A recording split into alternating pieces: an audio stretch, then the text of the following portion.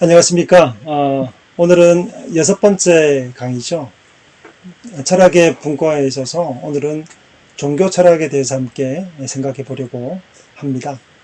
종교와 철학의 문제가 어떻게 결부될 수 있는지, 연관될 수 있는지 함께 살펴보겠습니다.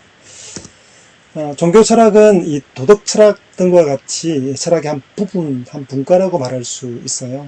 그래서 종교 철학은 철학이라는 점에서 종교와는 확연하게 구분되지만 철학이라는 학문의 구조 속에 종교 철학은 한 분야로 위치해 있다라고 말할 수 있겠죠. 철학이라는 것은 사실은 모든 학문에 대한 어떤 특정한 학문에 편속되지 않고 모든 학문에 대한 질문들을 가지는 학문이죠. 그런 의미에서 만학이라고 표현할 수도 있겠습니다. 칸트는 철학이라는 학문이 영위하는 인간의 능력을 이성이라고 불렀는데요.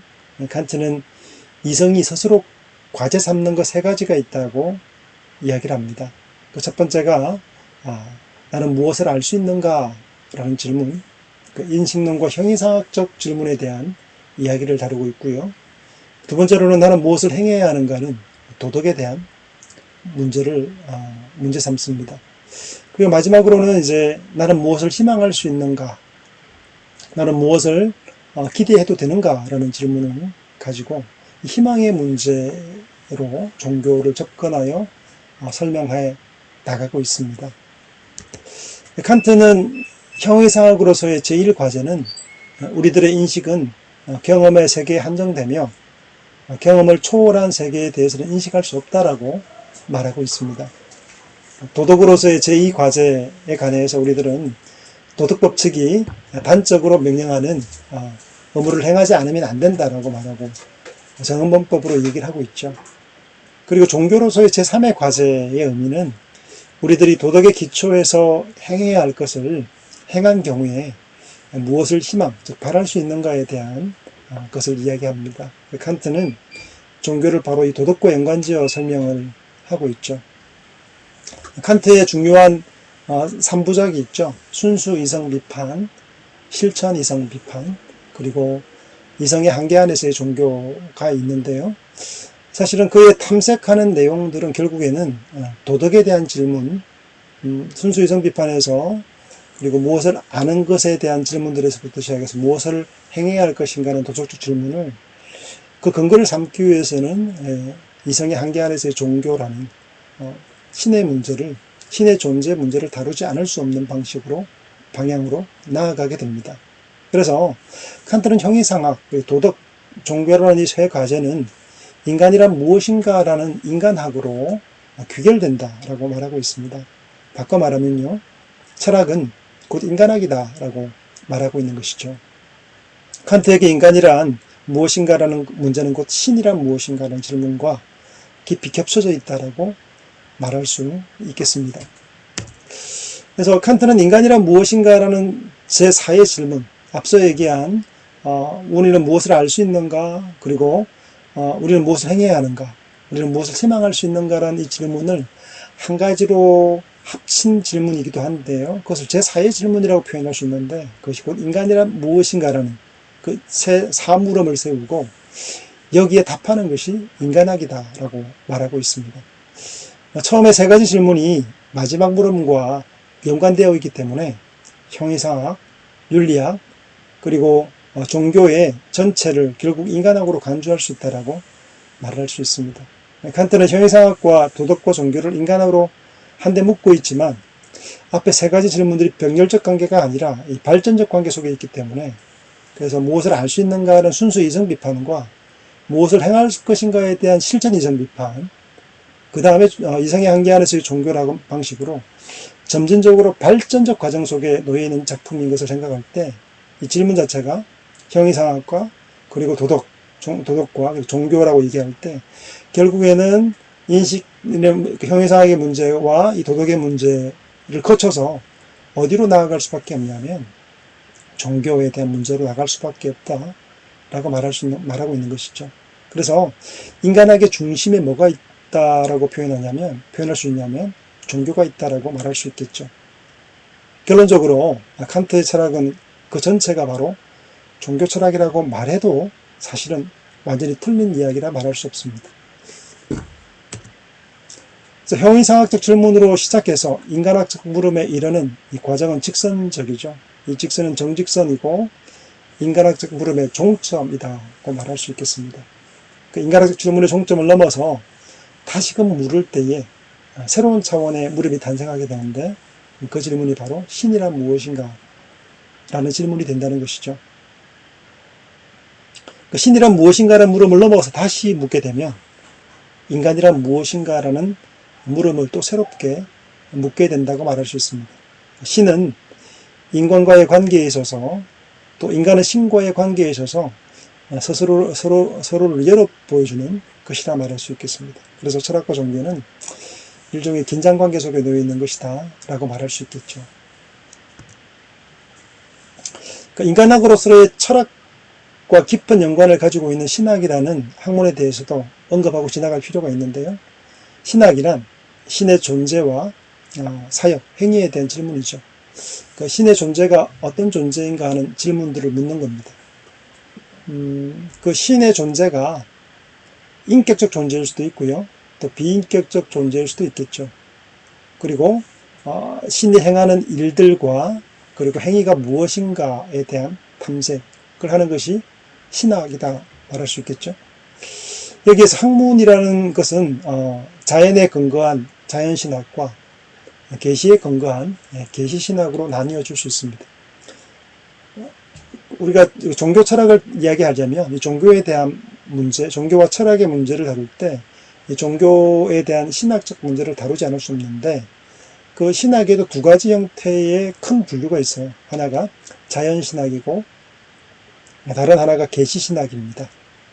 자연신학이라는 것은 인간 이성에 근거해서 인간 이성의 관찰을 통해서 형성되는 신학이라면 계시신학이라는 것은 인격적 신존재가 자신을 드러내고 나타내고 알려주어서 형성되는 신학이라고 말할 수 있어요. 이 계시라는 말은 그 구약의 그 히브리어로 깔라흐라는 단어인데요. 그것을 영어로 표현하면 리블레이션입니다. 그러니까 리베일, 그러니까 베일에 쌓여 있는, 감추어져 있는 신에게만 속해 있는 그 어떤 진리나 어떤 그러니까 예언이나 그런 내용들을 리베일, 벗겨내고 드러낸 것, 이게 리버레이션, 계시라는 뜻이죠. 그러니까 신이 직접 혹은 어떤 파송자를 통해서 신의 뜻을 계시한 것에 근거해서 신학을 세우는 걸 계시신학이라고 이야기하는 거죠. 자연신학은 이제 자연으로서의 인간 이성에 기초하는 것으로 철학적 신학인 것이죠. 하지만 이제 계시신학은 철저히 신학이라고 철학적 신학이라고 말할 수는 없고요. 계시에 근거한 것이기 때문에 계시신학이라고 구분하고 있는 것이죠. 전통적 형이상학은 존재론으로서의 일반 형이상학과 특수 형이상학이 있는데 예를 들면 아리스토텔레스의 형이상학에 보면 대부분의 내용이 사실은 일반 형이상학입니다. 근데 그 가운데서도 특수한 부분을 다루어요. 그게 이제 신에 대한 내용이죠. 그걸 특수형이상학이라고 얘기하는데요. 특수형이상학 속에 바로 자연신학에 근거한 철학적 신학이 포함된다 말할 수 있겠죠.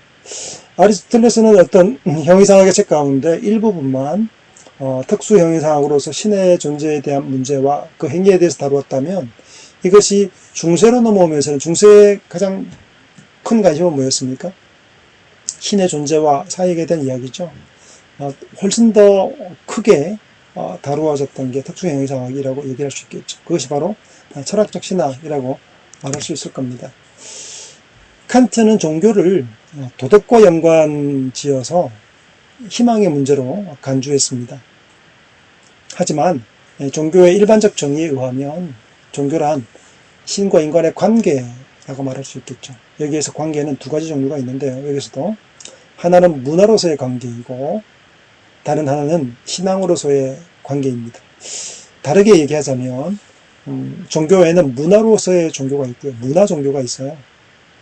또 다른 하나는 신앙으로의 종교가 있는데 여러분, 모든 세계의 각 나라마다 전통 문화라고 얘기할 때, 그 전통 문화를 종교를 빼놓고, 그러니까 샤머니즘이든 토테미즘이든 아니면 불교든 그것이 도교든 유교든 어떤 종교를 빼놓고 전통 문화를 논할 수 있겠습니까?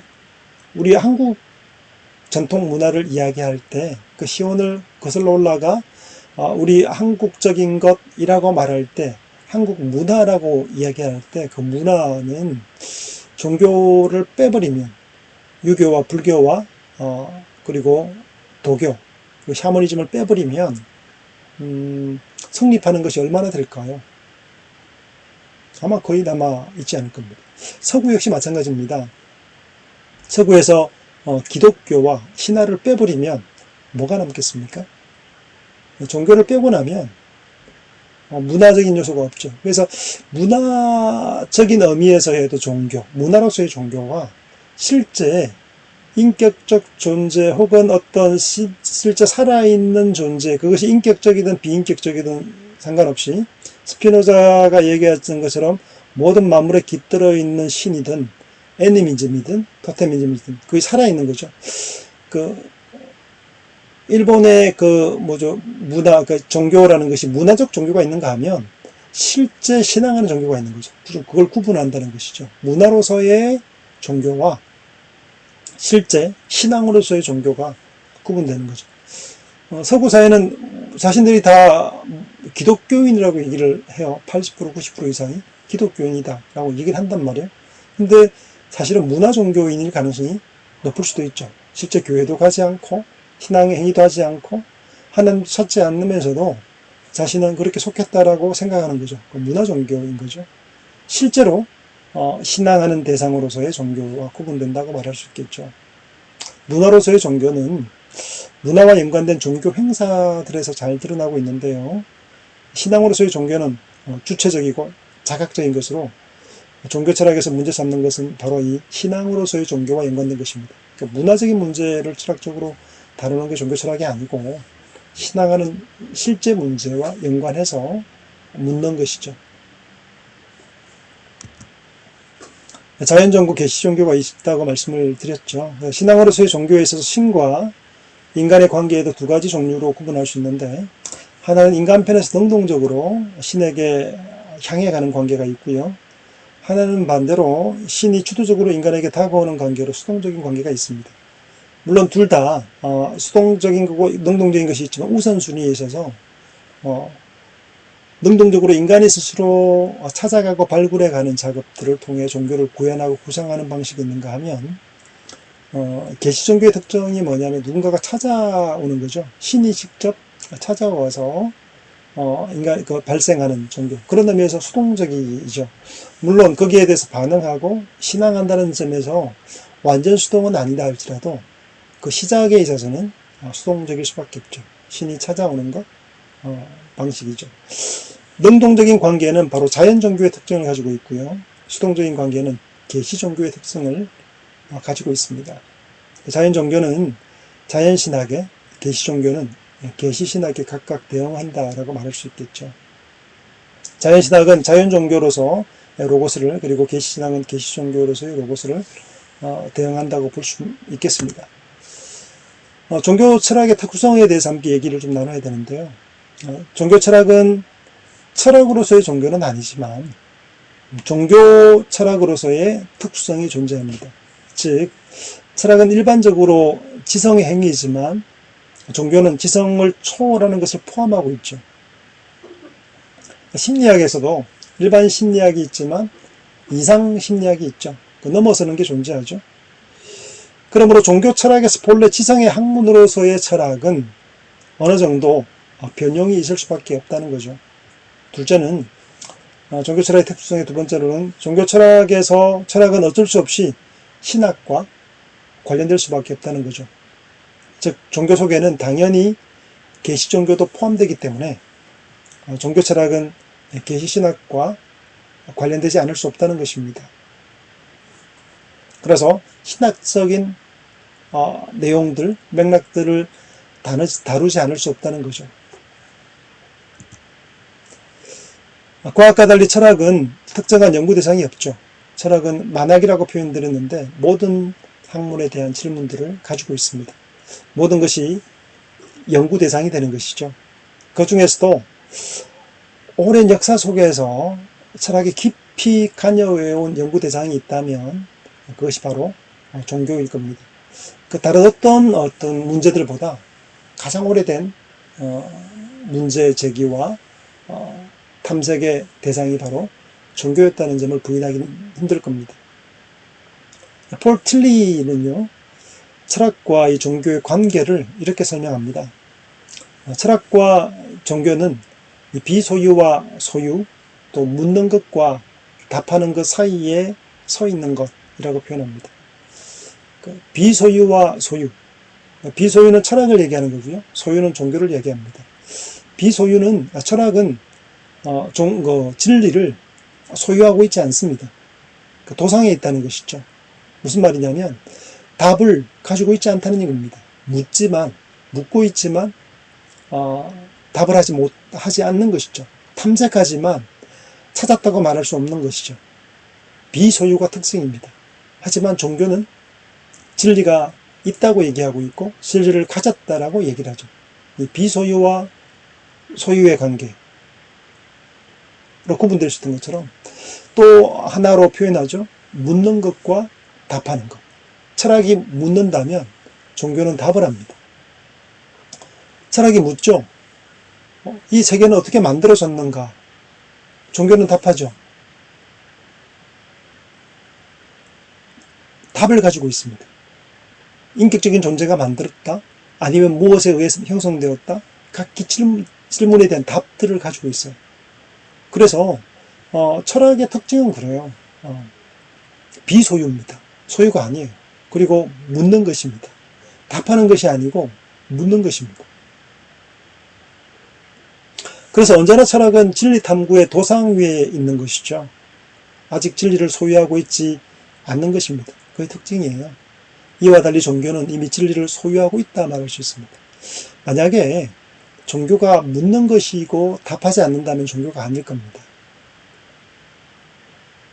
종교는 진리를 가지고 있어야만 되죠. 그래서 전도할 수 있고 포교할 수 있는 거죠.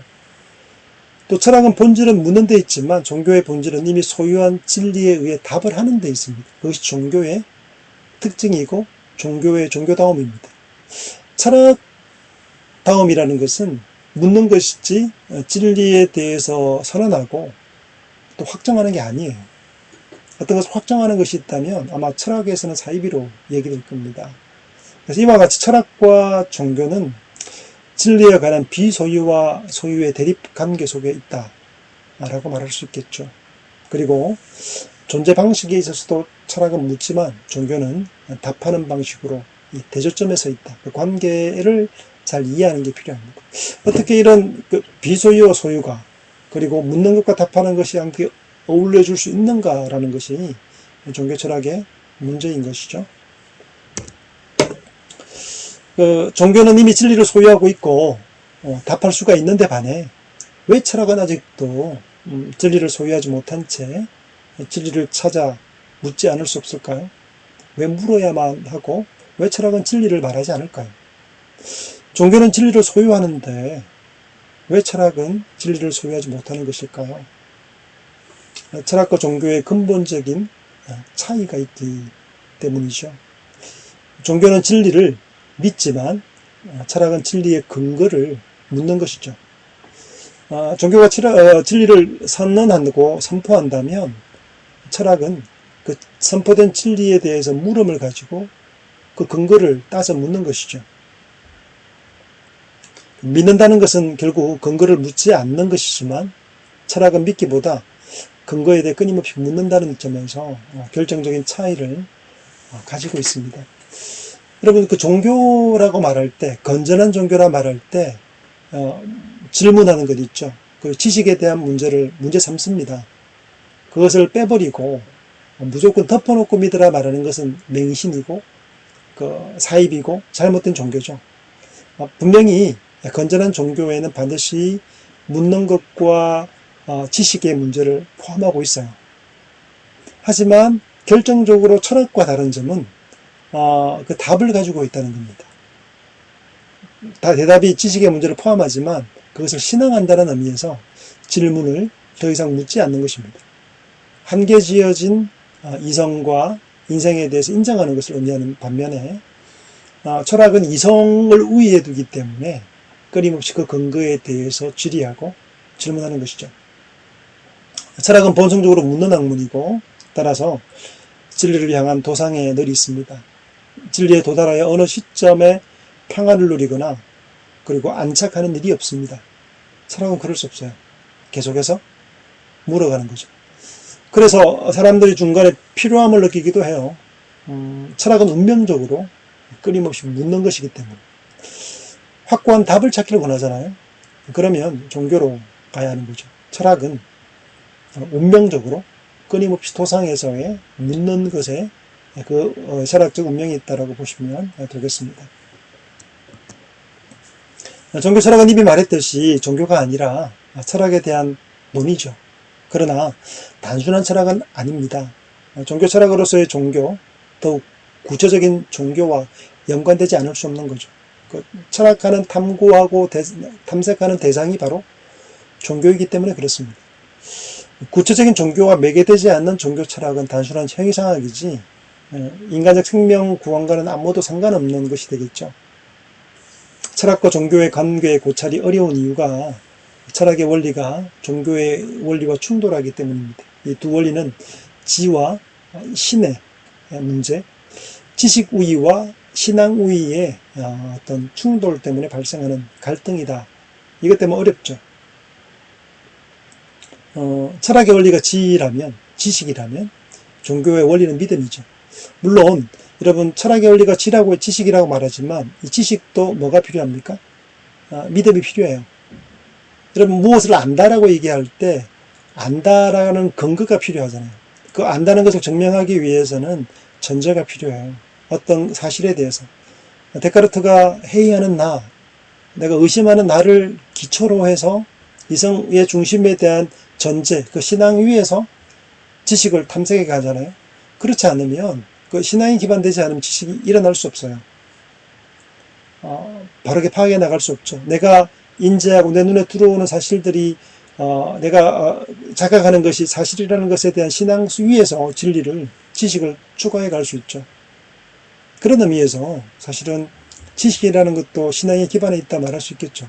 마찬가지로 그러니까 신앙을 기반한 종교에 있어서도 이 지식, 그 믿음의 내용에 대한 것이 없이 신앙을 하는 것은 건전한 신앙이라고 말할 수 없겠죠. 종교 이외의 과학이나 도덕과 철학의 관계는 결코 어려운 문제는 사실 아니에요. 왜냐하면 이론과 실천의 문제의 차이는 있지만 이 도덕이든 과학이라든가 모든 것들이 다 사실은 어떤 지적인 문제와 연관되어 있기 때문에 서로 같은 일치하는 문제 속에서 일어나고 발생하는 것이죠. 하지만 종교는 그 근원에 있어서의 어떤 우선순위가 지식이 아닌 신앙의 우선순위가 있기 때문에 어려움들이 발생하죠. 칸트는 그래서 종교의 문제를 희망의 문제로 파악했지만 믿음이나 사랑도 지와는 다른 문제인 거죠. 믿음, 소망, 사랑은 영성의 문제라고 본 거죠. 칸트는 이제 여러분 잘 알다시피 인간이 행위하잖아요. 그 실천 이성 비판에서 강조하는 이 행위, 도덕적 행위에 대한 그 행위를 해야 될 이유의 근거를 세 가지, 그러니까 요청되어야만 정언면법적으로 살 수 있는 근거를 가져올 수 있죠. 그것이 바로 세 가지로 이성의 한계 안에서의 종교를 설명하는데 그게 바로 신의 존재입니다. 신이 있어야만, 그 판결자가 있어야만 우리의 도덕적인 행위에 대한 판단자가 있어야만 된다는 것이죠. 우리가 살면서 정당하게 도덕적으로 살지 않고 비도덕적으로 사는 사람들과 도덕적으로 살아가는 사람들이 서로 경쟁하면 누가 더 이익을 보겠습니까? 비도덕적으로 사는 것이 양심적이지 않게 살아가는 것이 어찌 보면 더 많은 것들을 누리고 이기고 살아가는 것처럼 보여주지 않겠습니까? 판결자가 필요한 거죠. 신의 존재가 요청되어야 되는 거죠. 세 가지를 요청하는데요, 칸트가. 신의 존재, 신과, 그리고 도덕이 행위가 일어나기 위한 자유의 문제. 우리 로봇이 아니고 우리가 스스로의 도덕적인 문제에 대한 책임을 져야 되기 때문에 책임은 반드시 자유가 있어야만 묻을 수 있잖아요. 우리가 정신병자에게, 이상자에게 책임을 묻지 않잖아요. 아무것도 모르는 아이에게, 아무것도 스스로 판단할 수 있는 자유가 없는 아이에게 책임을 물을 수 없는 거죠. 책임이라는 것은 자유가 있어야만 되는 거죠. 도덕행위가 가능하려면 자유를 전제해야 되죠. 자유를 요청하고 있고요. 그리고 끊임없이 일어날 영혼불멸에 대해서 세 가지를 요청하고 있습니다. 그래서 칸트는 종교를 도덕과 희망의 문제로 해석하고 있습니다. 본질을 묻는 물음이 단순히 이론적인 물음인데 비해서 과제는 묻는 물음은 실존적입니다. 그래서 종교 철학의 문제는, 이 과제는 사실은 우리 개인과 실제적인 관계를 맺고 있는 거죠. 실제 문제라는 겁니다. 삶의 의미와 우리의 고통으로부터의 구원의 문제에 있어서 실존적인 문제라는 것이죠. 종교 철학은 우리들의 인간적인 실존과 무관하지 않고 깊이 관계되어 있습니다. 실존의 생사와 관계된 것이고요. 종교 철학의 과제는 실존적이고, 그래서 우리들에게 의문들에 대한 답을 하고 있는 것이죠. 종교 철학의 과제는 우리들 자신들의 과제이기도 한 것이죠. 이에 답하도록 우리 자신이 종교 철학을 구축하는 것입니다. 다시 말해 종교 철학이란 인간적 현실의 과제와 그에 대한 실존적 해답이다라고 말할 수가 있겠습니다. 종교 철학의 과제는 세 가지가 크게 있는데요. 첫 번째가 구원의 문제, 구제의 문제 있죠. 두 번째가 절대자의 문제가 있겠고요. 마지막으로는 신앙과 인식 혹은 신앙과 행위의 관계 문제가 있습니다. 구원의 문제, 절대자의 문제, 그리고 신앙과 지식 혹은 행위의 문제, 이 세 가지 문제 가운데 가장 근원적인 문제는 뭐라 해도 첫 번째 구원의 문제와 관련이 있겠죠. 셋 중에 최대의 사람의 관심사는 뭐냐면 고통으로부터의 구원, 또 생명을 얻는 구원, 영원한 생명을 얻는 구원에 관련된 것이라고 할 수 있겠죠. 그 구제가, 이 구원이라는 것이 현실적이고 실제적인 문제로부터 시작해서 고통의 문제로부터의 구원, 그리고 더 넓게는 사후의 죽음 이후에 있는 영생에 대한 문제까지도 포괄적으로 포함하는 것이라고 말할 수 있겠죠. 만약 사람들에게 구원에 대한 문제가 아무런 관련이 없다면 종교도 아마 존재하지 않게 될 것입니다. 구원은 구원자에 의해 이루어지는 일입니다. 타력 종교와 자력 종교를 불문하는데요. 구원자는 우리 인간들과는 다른 절대자입니다. 종교자는 절대자에 의한 구원을 가르치고 있죠. 따라서 절대자의 문제는 곧 종교 철학의 불가피한 문제라고도 할 수 있겠습니다. 물론 절대자라고 해서 모두 같지는 않습니다. 불교의 공은 무적 절대자죠. 그에 반해서 알라는 유적 절대자이고요. 기독교의 삼위일체의 신은 단순한 유적 절대자가 아니고 어떤 관계 속에 놓여 있는 존재를 얘기하죠. 절대자에 의한 구원, 종교에서 절대자의 문제와 함께 인간의 문제는 필수 불가결한 문제라고 얘기할 수 있겠습니다. 인간에게 있어서 구원의 문제와 함께 신앙과 행위의 문제 역시 중요합니다. 그래서 구원은 자동적인, 신앙하면 자동으로 일어나는 사항이 아니고 행위와 연관되어 있다고 얘기하는 거죠. 신앙은 절대자로부터 구원을 감사로 받아들이는 문제인데 이는 신앙과의 관계에서 행위는 불가분의 관계라고 말할 수 있다라고 이야기할 수 있겠습니다. 종교와 실존 문제가 있습니다. 여러분, 종교 철학의 세 가지 문제 말씀드렸죠. 구원과 절대자의 문제, 그리고 신앙과 행위 중 가장 상위의 문제는 구원의 문제, 구제의 문제입니다. 두 번째와 세 번째의 경우는 첫 번째 문제에서 파생되는 경우라 볼 수 있겠는데요. 단 기독교에서의 경우에는 좀 독특하게 구원의 문제보다 절대자, 곧 신과의 관계가 우선하는 관계로 설명하고 있습니다. 개인적 구원과 실존적 문제보다 더 크게 어떤 신과의 관계를 우선하고 있죠. 그렇다면 구원의 문제란 무엇입니까? 무엇일까요? 그것은 고통으로부터의 구원을 의미하죠. 그래서 고통은 관념의 문제가 아니라 인생 현실의 문제고 실제 문제죠. 고통을 겪고 있고 고난을 겪고 있는 문제. 그 문제는 먼 미래의 문제이기도 하지만 동시에 현재의 문제이고 지금 당면한 실존의 문제라고 말할 수 있겠죠. 구원의 현실적 특징은 보편적인 것보다 개별적인 것, 개인적인 문제가 우선하는 경우가 많죠. 즉 바로 나의 구원의 문제가 우선이 되는 것이죠. 종교는 곧 바로 나의 실존적인 구원의 문제와 연관되어 있어야 한다라고 보는 것이죠.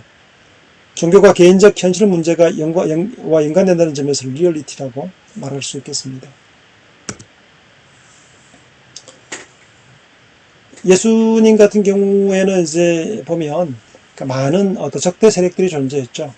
유대인들이 동족에 의해서 이제 총독부, 식민지 시대를 살고 있었는데 총독부에 법정에 이제로 소환되어 가죠. 사형 판결권이 이제 유대인들 자체에게는 없었기 때문에 식민지로 살아서 이제 처형해달라고 법정으로 끌고 법정에 넘기게 되죠. 그래서 고발 내용이 그렇습니다. 그러니까 그가 전하는 것이 자신의 나라를 구하는 것. 그러니까 가이사, 특히 시저의 로마의 나라와 대항하는 나라라고 얘기하니까 그 나라의 출처에 대해서 빌라도가 물었죠.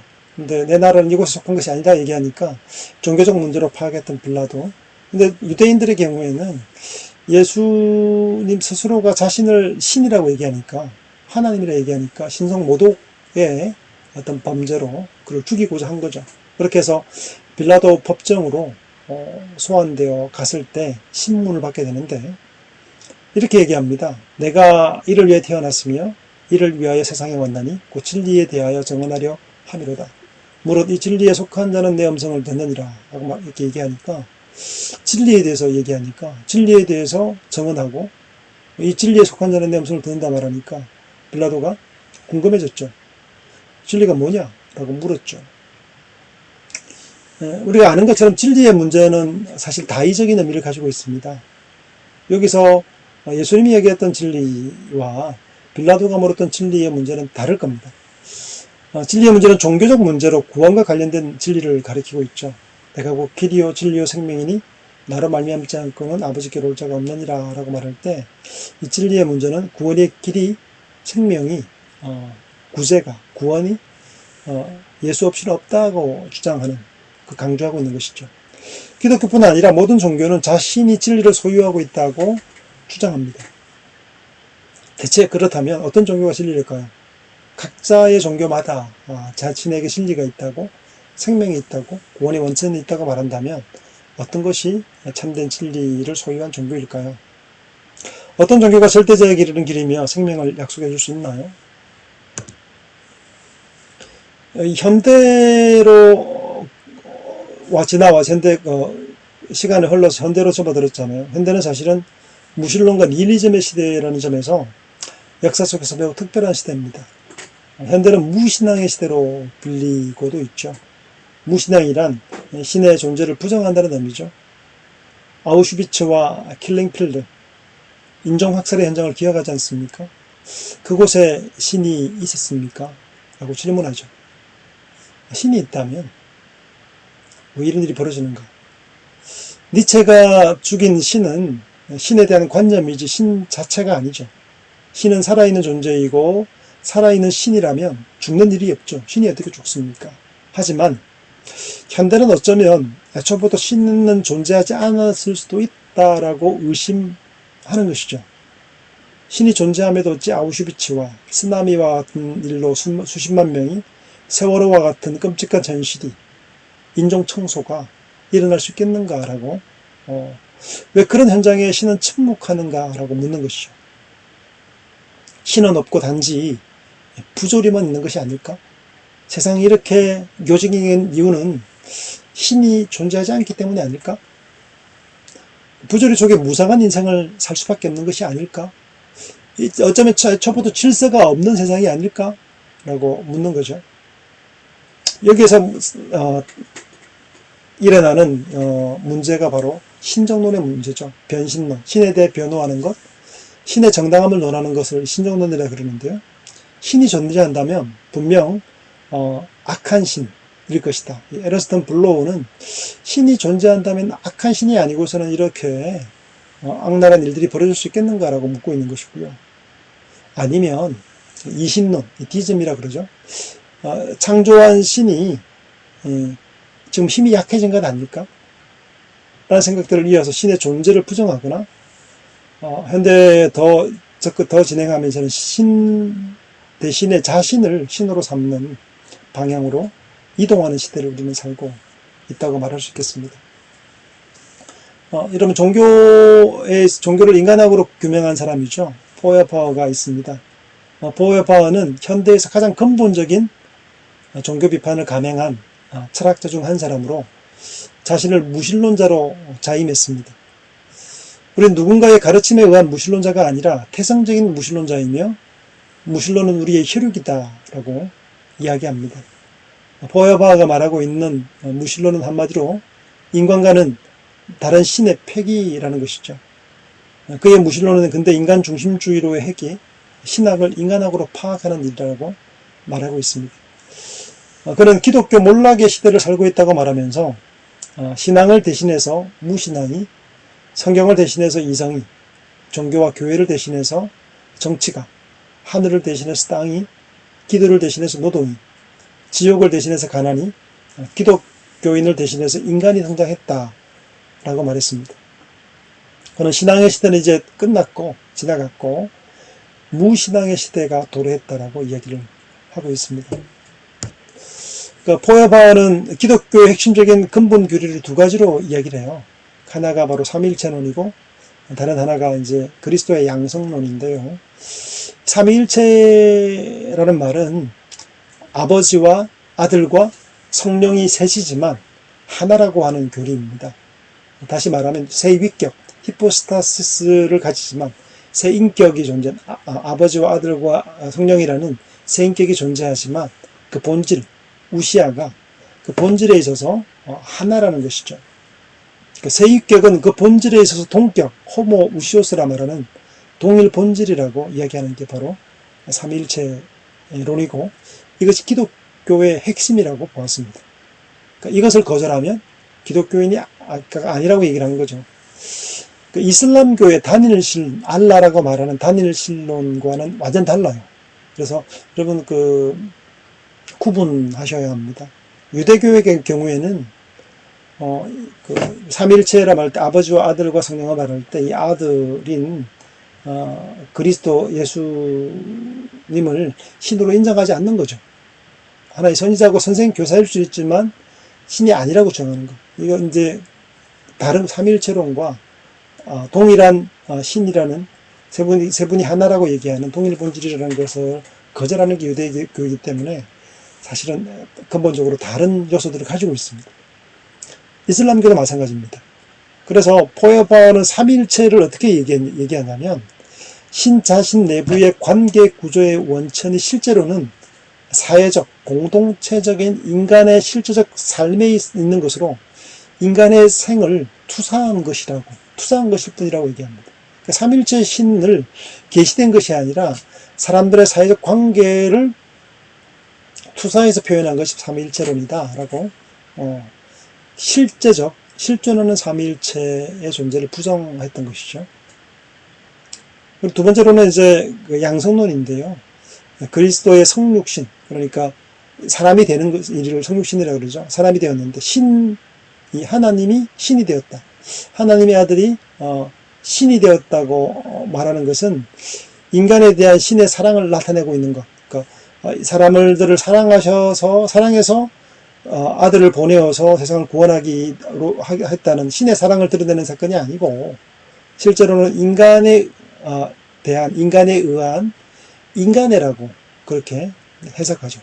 그래서 양성론도 부정하고 삼위일체론도 부정해서 자기 나름의 방식으로 해석을 하는데 그 근본은 뭐냐면 인간이라는 거죠. 신학이, 기독교의 핵심은 바로 인간학이다. 인간에 대한 얘기다. 인간애를 다루고 있는 것이다 라고 말하고 있죠. 이 부분을 잘 이어받은 사람이 있습니다. 바로 마르크스죠. 마르크스는 독일에서 종교 비판은 포여바로 끝이 났다. 이제 완성되고 종결되었다 라고 이야기를 합니다. 마르크스는 포에르바흐의 종교 비판을 기본적으로 개성하고 있는데요. 그도 사상의 중심을 인간에게 두고 있습니다.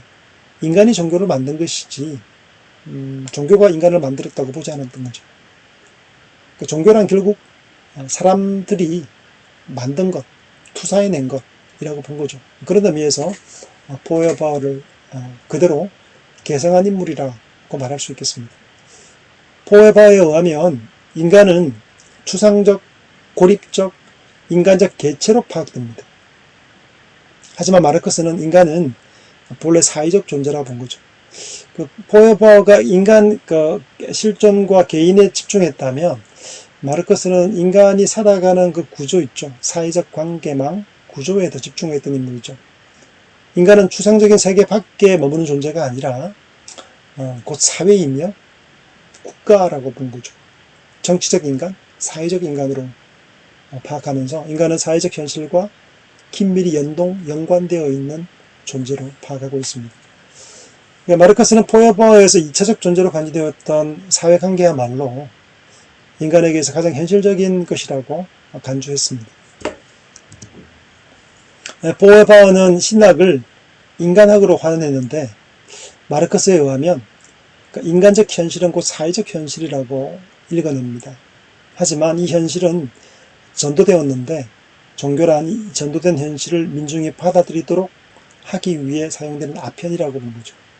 그러니까 종교를 어떻게 파악하고 있냐면 부조리한 사회체계, 사회관계, 계급사회, 고통하는 이 부조리한 사회의 모습들을 그냥 수납하고 살아가도록 하기 위한 방편, 만들어진 아편, 그렇게 제조된 아편이라 본 거죠. 그러니까 사회관계 속에서 고통하는 어둡고 깜깜하고 잘못된 부조리한 사회관계망을 가지고 있으면서 노동자들은 그렇게 고통을 당하는 것을 당연하게 받아들이도록 만드는 그런 몰핀과 같은 것, 그게 바로 종교다. 그렇게 지배자가 종교를 통해서 피지배층의 계급에 있는 사람들을 이제 순환시키고 혁명이 일어나지 못하도록 주저앉게 만들고 그렇게 운명지어 살아가도록 만들어 놓은 것이 바로 종교라고 파악을 한 거죠. 그런 종교를 아무리 비판해도 소용없고 종교가 뿌리내리고 있는 전도된, 잘못된, 왜곡된 사회적 현실 그 자체를 변혁하지 않으면 안 된다고 본 것이죠. 인간이 인간에서 최고의 존재라는 주장은 바로 포에바적인데요. 하지만 인간은 포에바가 말하는 것과 같은 추상적 고립적 존재가 아니라 사회관계 속에 있는 사회적 존재이기 때문에 인간성을 향유할 수 있도록, 향수할 수 있도록 하기 위해서는 차별과 억압이 없는 사회 변혁이 필요하다고 본 거죠. 인간 자체의 인간성에 대한 발굴보다 더 중요한 건 뭐냐면 인간답게 살기 위한 사회, 조직, 구성, 정치적 문제가 필요하다는 거죠. 그 구조를 바꾸지 않으면, 사회를 혁명을 통해 바꾸지 않으면 바뀌지 않을 것이다 본 거죠. 그의 종교 비판에는 차별과 억압 없는 변화된 사회혁명을 갈구하는 필요성들이 녹아있다고 볼 수 있습니다. 종교 비판하는 것은 인간학적인 부분인데 사회학적 비판을 통해서 구현해내고 있는 것이죠. 니체를 또 이야기하지 않을 수 없죠. 신은 죽었다라는 말로 유명한 인물이기도 한데요. 니체의 철학이 생애 철학이라고 불리던 것처럼 그의 근본 논리는 삶, 레벤, 삶에 있습니다. 니체에 의하면 생이란 늘 현재 자신을 초월해 살리는 의지라고 이야기합니다. 즉 보다 큰 힘을 추구하는 노력, 곧 힘의 의지라고 말할 수 있죠. 이버맨시라고 불리는 초인이란 의지의 처연자이고 이제 신은 죽고 초인이 신을 대신하게 된다 말하죠. 초인이야말로 대지의 의미고 신이 죽었다는 말은 신은 생과 모순되는 것이며 생을 저주하는 것이기 때문에 신은 죽었다는 것은 자연사가 아니라 우리가 신을 살해하고 죽인 것이다라고 선언하고 있습니다. 신의 죽음을 경험한 현대는 근본적으로 니힐리즘의 시대인 거죠. 질서의 축, 근본 논리, 삶의 의미, 삶의 목적, 방향, 이것들이 신의 죽음과 함께 사라졌기 때문에 니힐리즘, 무엇이 진리인지 모르고 상대적 진리 관리 이제 판치기 때문에 어떤 것이 참인지 생명인지 모르는 그런 니힐리즘의 시대가 도래한 것이라고 얘기를 합니다. 존재의 니힐리즘으로 진정한 존재가 없다는 것이고 진리나 가치가 없다는 신앙으로 진리와 가치 모두를 부정하는 신앙이 바로 이 니체가 추구했던 것이죠. 가치가 어떤 것에 의해서 더 좋은 가치, 더 나은 가치 얘기하는데 가치가 무너진 거죠. 무엇이라도 가치가 될 수 있지만 가치 있는 것이 무엇인가에 대한 가치란 무엇인가를 묻는 질문에서 명확한 답들이 나오지 않는 시대로 접어들었다는 것이죠. 니체는 주장하기를 인간에게 있어서 유일한 현실인 생으로부터 이탈해 있는 전통 형이사 및 기독교 자체가 실은 니힐리즘이라고 말하면서 니체에 의하면 종교라는 것은 데카당스이며 신이라는 것은 생에 모순되는 것인 이상 본래 종교는 니힐리즘이다. 기독교가 니힐리즘의 종교라고 비판하고 있어요. 니체에 의하면 새로운 진리 발견과 새로운 가치 창조를 위한 집안은 우리의 생이다. 우리에게 주어진 것은 생애에 아무것도 없다. 어떠한 진리도 가치도 없다. 기독교가 말하는, 종교가 말하는 진리, 그런 가치란 그 따위는 없다라고 선언한 거죠. 그래서 생은 스스로 초인이 된 인간 스스로가 스스로를 위해 진리를 발견하고 그 진리에 의거해서 가치를 창조해야만 한다. 창조주를 이전에 있던 창조주를 배격하고 살해하고 없애고 이제 자신 스스로가 이제 생의 의미를 생의 의지, 힘의 의지로 창조해 나가는 존재, 이보멘시 초인이 되어야 한다고 얘기하죠. 이렇게 해서 니체가 발견한 진리란 세계의 영겁 회귀, 또 가치라는 뭐냐 하면 진리라는 영겁 회귀를 얘기하고 사실은 영겁 회귀라는 말이 뭡니까? 사실은 없는 거죠. 계속해서 반복하는 영원 회귀를 얘기하는 거고, 그리고 가치라는 게 뭡니까? 운명, 운명에 대한 사랑, 아모르 파티, 운명에 대한 사랑이라고 얘기를 하고 있습니다. 영겁회귀란 말이 그렇잖아요. 니힐리즘의 극단적 형식이죠. 그러니까 모든 것이 어떤 의미도 목표도 없이 영원히 반복되기 때문이다. 낡은 신을 대신한 초인은 단연코 운명애로 살아간다. 이제 니체가 기독교적 사상 체계를 부수고 어디로 가려고 하고 있는지를 보여주는데요. 그가 이제 광인이 되어 죽었기 때문에 그 뒤에 맥락들이 다 파악할 수는 없지만 우리가 그 저작들을 통해 확인할 수 있는 것은 그가 기독교에 대한 부정을 통해서 무엇을 긍정하고 있냐면 그리스 비극으로의 회귀, 그러니까 기독교적 체계를 거부하고 그리스 비극으로 회귀하려는 모습을 볼 수 있습니다.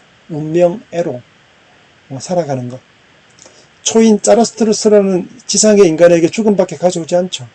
그의 사명은 인간의 멸망, 인간의 멸에 있고 구원에 있지 않죠. 그것을 알려주고 그것을 운명 그대로 받아들이고 살아가도록 하는 것. 그것이 바로 니체가 이야기했던 위오멘시 초인에 대한 생애 철학이라 얘기할 수 있겠죠. 종교 철학의 과제들이 있습니다. 구원의 문제. 우리 처음에 이제 얘기했던 것처럼 구원 문제로 불교에서는 윤회 전생이라는 고통의 운명으로부터 해탈을 추구하죠. 구원을 추구합니다. 그래서 환락도, 그러니까 환락도 그리고 고행도 아닌 중도로서의 명상이라는 방법으로 얻은 성도의 내실은 결국 팔정도라는 것이라고 얘기하죠. 기독교는 예수의 죽음을 통한 속죄사역과 부활사역으로 신과의 관계 회복을 강조합니다. 불교는 고로부터의 구원을 설명하지만 기독교는 죄로부터의 구원을 이야기하죠.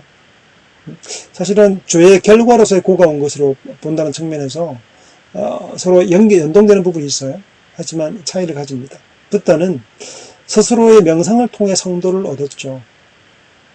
도를 스스로 얻은 거죠. 불교는 깨달음의 종교로 자력적이라고 말할 수 있지만 기독교에서의 구원은 예수 그리스도에 대한 신앙의 의존하에 있습니다. 이슬람교는 최후의 심판 때 신앙과 행위에 따라 천국과 지옥으로 갈려지는 않다는데 자력에 기반을 둔 차력 종교라 말할 수 있어서 유대교와 유사한 면을 지니고 있습니다. 절대자의 문제를 보면 불교는 서양 철학적 의미에서 유실론도, 이신론도, 범신론도, 만유재신론도 아닌 또 그리고 무신론도 아니에요. 서양적인 절대자로는 절대자를 유적으로 생각해왔지만 불교에서 공은 물론 유가 아니지만 절대자라는 사실에는 분명합니다. 불교에서 절대자는 공이죠. 공은 색적 시공, 공적 지색의 공이며 그 자신으로는 무규정인 절대자입니다. 절대자로서의 무는 규정인 절대자, 무규정인 절대자라고 얘기하는 점에서 독특함을 가지고 있습니다. 불교와 달리 기독교, 유대교, 이슬람교의 절대자는 유적 절대자죠. 야훼도 알라도 유일하면서도 창조자, 전능자, 구원자인 신이라고 얘기할 수 있겠습니다. 물론 주의할 점은 이슬람의 알라와 기독교의 삼위일체가 매우 다르다는 점이고요. 기독교는 단순한 유일신이 아니라 삼일신, 삼일체신이라고 얘기할 수 있겠습니다. 지식에 문제가 있죠. 종교가 인간과 절대자의 관계라는 것은 이 관계를 통해 인간이 구원된다고 보기 때문인데 절대자의 관계는 구원에 대한 절대자의 관계라고 얘기할 수 있겠죠. 인간과 절대자의 관계는 두 가지가 있습니다. 하나는 인간 쪽에서 절대자의 관계를 맺는 경우고 다른 하나가 절대자가 인간에게 찾아오는 경우. 불교의 선종인 경우에는 믿음은 문제가 되지 않을 것이라고 생각하지만 깨달음은 지혜의 존재를 믿는 일 없이는 이루어질 수 없기 때문에 깨달음은 믿음에 기반을 두는 것이라 할 수 있겠죠. 안셀무스는 이렇게 얘기합니다. 나는 믿는다. 그러므로 나는 안다. 믿는 것과 아는 것, 지식은 관련을 가지게 되는 거죠.